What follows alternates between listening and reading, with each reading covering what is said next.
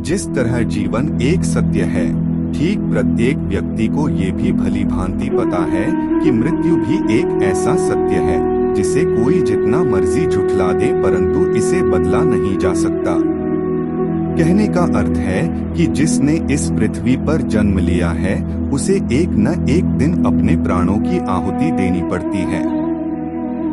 इस बारे में हम में से बहुत से लोगों ने कई बार अपने बड़े बुजुर्गों से कहते सुना होगा कि मृत्यु के बाद मनुष्य शरीर की आत्मा 13 दिनों तक अपने घर में रहती है।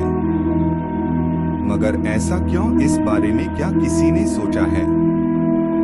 अगर नहीं तो चलिए आज आपको इससे संबंधित जानकारी बताते हैं और जानते हैं कि आखिर क्यों मृतक शरीर की आत्मा 13 दिनों तक अपने घर में भटकती रहती। साथ ही साथ ये भी बताएंगे कि 13 दिनों तक मृतक के नाम का पिंडदान क्यों किया जाता है। नमस्कार दोस्तों, धार्मिक वचन चैनल में आपका स्वागत है। अगर आप भी भगवान श्री कृष्ण के भक्त हैं तो कमेंट में जय श्री कृष्णा जरूर लिखें। गरुड़ पुराण में बताया गया है कि जब किसी व्यक्ति की मृत्यु होती है तो यमराज के यमदूत उसे अपने साथ यमलोक ले जाते हैं। यहाँ उसके अच्छे और बुरे कर्मों का हिसाब होता है और फिर 24 घंटे के अंदर यमदूत उस प्राणी की आत्मा को वापस घर छोड़ जाते हैं। यमदूत के द्वारा आत्मा को वापस छोड़ जाने के बाद मृतक की आत्मा अपने परिजनों के बीच भटकती रहती है और अपने परिजनों को पुकारती रहती है, लेकिन उसकी आवाज को कोई नहीं सुन पाता। यह देखकर मृत व्यक्ति की आत्मा बेचैन हो जाती है और जोर जोर से चिल्लाने लगती है।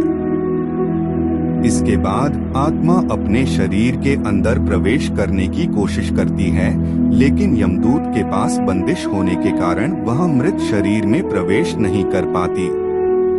इसके अलावा गरुड़ पुराण की माने तो जब यमदूत आत्मा को उसके परिजनों के पास छोड़ जाती है तो उस समय उस आत्मा में इतना बल नहीं होता कि वो यमलोक की यात्रा तय कर पाए। गरुड़ पुराण के अनुसार किसी भी मनुष्य की मृत्यु के बाद जो 10 दिनों तक में किया जाता है उससे मृतक आत्मा के विभिन्न अंगों की रचना होती है और जो 11वें और 12वें दिन पिंडदान किया जाता है उससे मृतक आत्मा रूपी शरीर का मांस और त्वचा का निर्माण होता है और जब 13वें दिन 13वीं की जाती है तो उस दिन मृतक के नाम का पिंडदान किया जाता है।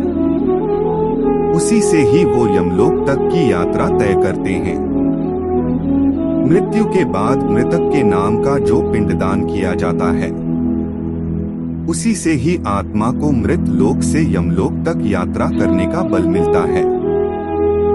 इसलिए ही गरुड़ पुराण में बताया गया है जब किसी मनुष्य की मृत्यु हो जाती है तो उसकी आत्मा 13 दिनों तक अपने परिजनों के पास घर में भटकती रहती है और उसके बाद आत्मा मृत लोक से यमलोक की ओर निकल पड़ती है, जिसे पूरा करने के लिए उसे 1 साल का वक्त लगता है। इतना ही नहीं, मान्यता के अनुसार 13 दिनों तक मृतक के नाम का किया गया पिंडदान उसके 1 वर्ष के भोजन के समान होता है। पिंडदान न किया जाए तो क्या होगा? अगर किसी मृत व्यक्ति के नाम का पिंडदान नहीं किया गया तो क्या होता है? तो दोस्तों आपको बता दें कि इसका भी वर्णन गरुड़ पुराण में किया गया है।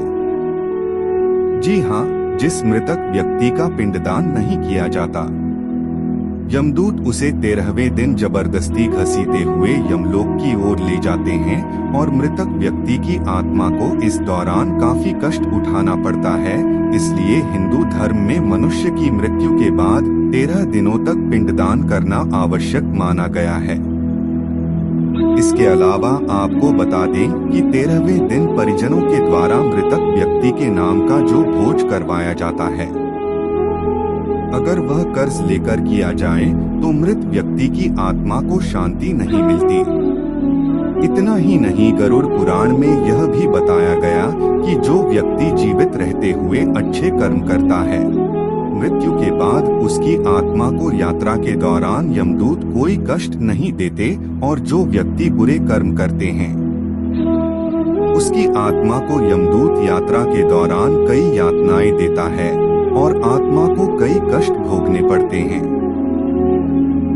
को अंत तक देखने के लिए धन्यवाद। जानकारी पसंद आई हो तो वीडियो को लाइक, कमेंट, शेयर, चैनल को सब्सक्राइब करें।